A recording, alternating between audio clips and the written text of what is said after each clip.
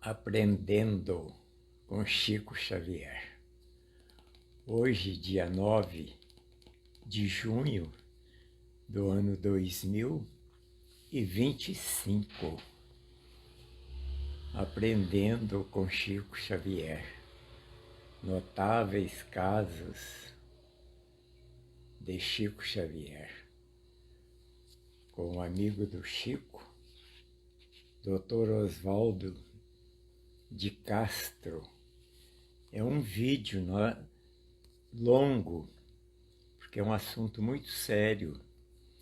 Pedimos vênia aos nossos irmãos e irmãs, que é sobre a cirurgia de Chico.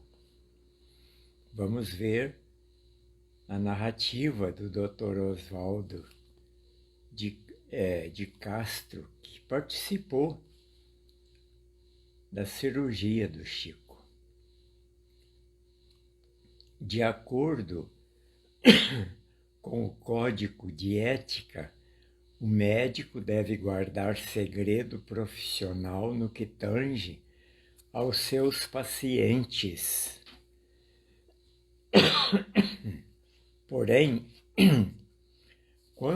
quando se trata de pessoas conhecidas, qual Chico Xavier, de destaque público, como observamos amplamente na mídia, e como o fato em questão espalhou-se no meio espírita, tomamos a liberdade de divulgá-lo, por considerar o esclarecimento a respeito do que ocorreu no hospital útil e rico de revelações, como veremos adiante.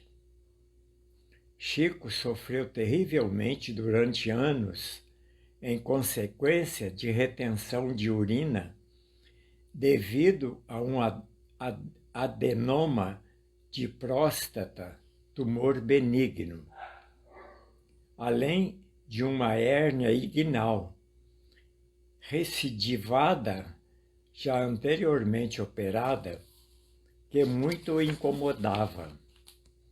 Confidenciou-me que um dia precisaria ser operado e que o Dr. Bezerra lhe dissera que ele somente o seria quando quisesse, quando tivesse vontade, pois ninguém iria interferir no seu livre-arbítrio.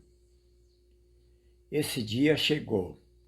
Fiquei atônito quando me encarregou de escolher o médico e o hospital, afirmando que eu deveria tomar parte na cirurgia. Rogou-me também que mantivesse sigilo a respeito. Segundo ele, a operação não poderia ser feita em Uberaba, para não causar compreensível tumulto, e sim em São Paulo. Seu pedido deixou-me aturdido, pois além da tremenda responsabilidade de que Chico me investira, senti-me destituído do mérito que absolutamente estava longe de possuir. Recomendou-me somente Nena Galves, Susana Mouzinho, Terezinha, minha saudosa esposa, e eu poderíamos saber da sua solicitação. Depois de alguns meses, voltei a Uberaba sem avisar o Chico, e quando ele abriu a porta, já me esperava com todos os exames pré-operatórios na mão. Ao retornar a São Paulo, apresentei-o ao urologista Dr. Levi de Almeida, no Hospital Santa Helena.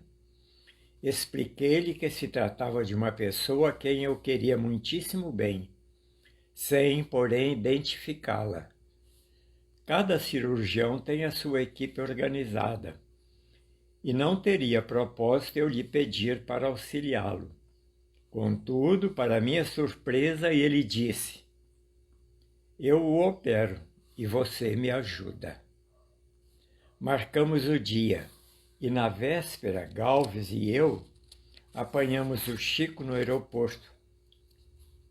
Ele veio sozinho de Uberaba.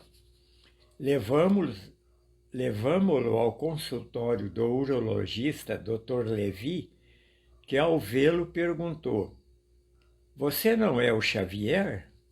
"Não." Chico humildemente respondeu: "Seu criado." Interessante o Levi tê-lo identificado, pois o Chico ainda não era tão conhecido, já que sua presença na mídia televisiva ocorreria na década seguinte. Internamo-lo à noite. À entrada do Hospital Santa Helena, Chico perguntou-me se o tumor não poderia tornar-se maligno, expressando-se precisamente assim: "Dr. Oswaldo, o adenoma não pode transformar-se em adenocarcinoma? Então, ponderei, fique tranquilo. A imagem radiográfica está muito nítida. O tumor é benigno." Em seguida, recomendou-me Chico que, durante a anestesia, não lhe ministrassem adrenalina, pois, segundo André Luiz, lhe faria mal. Acomodou-se no quarto 72 e foi operado no dia 29 de agosto de 1968. Dona Erna presidia a Fundação Antônio e Helena Zerrenner, em substituição aos seus fundadores, Antônio e Helena, falecidos. Tratava-se de um casal de alemães, como também era alemã Dona Erna, amiga e pessoa da absoluta confiança deles. Ao saber que Chico estava internado, ela deu ordem para que fosse instalada uma extensão telefônica no quarto, a fim de que ele pudesse comunicar-se com os familiares de Pedro Leopoldo, e foi visitá-lo. A presença de Dona Erna lhe causou surpresa. Ele já a conhecia havia algum tempo, porém ignorava que o Hospital Santa Helena pertencesse à fundação dirigida por ela. A respeito dessa nobre dama, ouvi do Dr. Amério Zoppi, diretor clínico do hospital, o surpreendente depoimento. A Fundação Antônio e Helena Zerrenner não existiria mais não fosse Chico Xavier. Olha que coisa! Quando ambos faleceram, Dona Erna assumiu o controle da fundação, mas houve um longo processo judicial provocado por terceiros que objetivavam transferir a fundação para a Alemanha. Nesse período, Dona Erna visitava o Chico com frequência em Pedro Leopoldo e era orientada espiritualmente por Bezerra de Menezes e pelo casal Antônio e Helena Zerrenner. Dona Erna ganhou a causa e a fundação continuou suas atividades no Brasil, lá em São Paulo. No quarto que lhe fora reservado, Chico visualizou aparelhos espirituais nos 4 cantos do teto e Dr. Bezerra lhe explicou que esses equipamentos eram resultantes de preces feitas em favor do paciente que o antecedera naquele leito.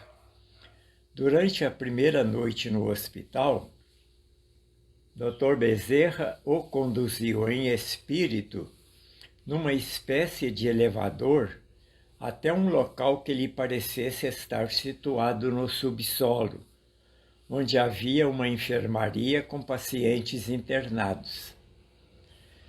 No dia seguinte, explicou-lhe: como a Fundação praticava muita caridade no Hospital Santa Helena, o plano espiritual tinha por ela especial carinho, e os desencarnados no hospital eram conduzidos àquele local, onde recebiam os primeiros socorros, para depois serem encaminhados a outros setores de atendimento no plano espiritual. Muitos anos depois, o anestesista que acompanhava minhas cirurgias, Dr. Leonardo Gelen, foi informado de que o hospital havia sido vendido a um plano de saúde que, necessitando ampliá-lo, construiu outro prédio no terreno ao lado. Ao serem feitas as escavações para os alicerces da nova edificação, foi encontrada no subsolo, para surpresa de todos, uma enfermaria, cuja existência era desconhecida, não havendo mesmo planta alguma a ela referente. Foi a essa enfermaria que o Dr. Bezerra levou o Chico, conforme já mencionei, certamente em um elevador espiritual.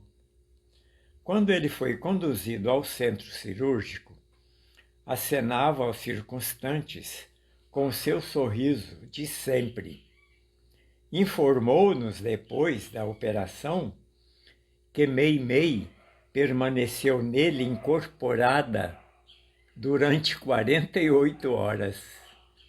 O Chico foi operado com a Meimei incorporada nele. O colega que cuidava da anestesia, Dr. Reinaldo Pascoal Russo, até então não era espírita, mas se comoveu muito com o Chico, e enquanto Levi operava, disse-me ao ouvido: se você falar em pagamento, nós vamos brigar. Este homem só faz caridade.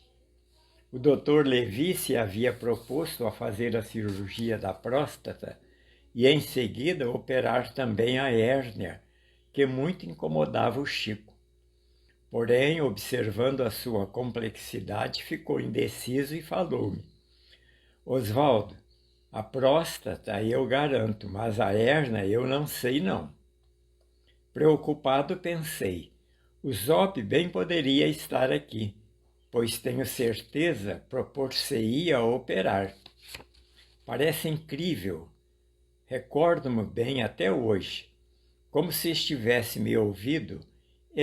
Imediatamente o Américo Zop entrou na sala e, sorrindo, perguntou: precisam de alguma coisa? Levi, aliviado, pediu-lhe que operasse a hérnia, o que Zop fez com extrema solicitude. Nena Galves, Susana e Terezinha permaneceram no quarto, fazendo vibrações e preces. Em determinado momento, um espírito amigo falou a Nena que o Zop, seu amigo de infância no bairro do Brás, em São Paulo, operara a hérnia do Chico. A despeito de ser diretor clínico do hospital e excelente cirurgião, não estava programado que ele operasse a hérnia do Chico, e sim o Levi de Almeida. Concluído o procedimento cirúrgico, fui ao quarto e, ao entrar, lhe contei. Correu tudo bem. A hérnia foi o Zop que operou. Um dos acompanhantes observou: nós já sabíamos. Um espírito contou a Nena. No período pós-operatório, foram mantidos aparelhos fluídicos espirituais no quarto até a retirada da sonda, e os espíritos faziam fila para visitá-lo, o que emocionava muito o Chico. Lembro-me de um momento que ele exclamou: "Alta de Souza!" Por considerar oportuno, tomo a liberdade de relatar o seguinte fato. Chico descreveu com minúcias a presença de meu avô no quarto do hospital. Chegou a fazer-me uma impressionante revelação. Eu o estou achando muito parecido com o senhor. Meu pai sempre falava da semelhança entre mim e meu avô, Chico. Agradavelmente surpreso, eu lhe perguntei: "Ele está sozinho?" Explicou-me Chico.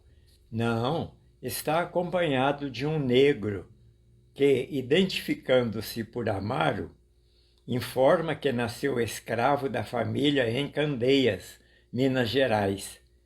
Amaro diz que, numa reencarnação passada, foi pai de seu avô e, em decorrência de desavenças, expulsou-o de casa. Desencarnado e tomado pelo remorso no plano espiritual, pediu aos seus benfeitores para reencarnar como escravo de seu avô. Seu pedido foi atendido, e na nova existência ambos moraram na fazenda em Candeias. Como foram pai e filho na vida anterior, Amaro pai e meu avô filho, havia entre eles grande afinidade. Continuando o que Chico revelou, ouvi de meu pai que meu avô, filho do dono da fazenda, e Amaro cresceram juntos e desde a infância tornaram-se amigos inseparáveis. Como os escravos eram considerados um objeto qualquer, sendo meu avô um dos herdeiros da fazenda, ele arquitetou o plano de comprar dos outros herdeiros, os seus irmãos, a parte referente a Amaro. Assim, já moço, quando conseguiu a quantia necessária, comprou a porção dos irmãos e concedeu alforria a Amaro, dando-me agradável notícia: "Amaro, você agora é livre e eu vou tentar a vida no estado de São Paulo." Amaro suplicou-lhe: "Ah, patrãozinho, se o senhor permitir, eu irei junto. Só a morte pode nos separar." Como vimos, nem a morte conseguiu separá-los.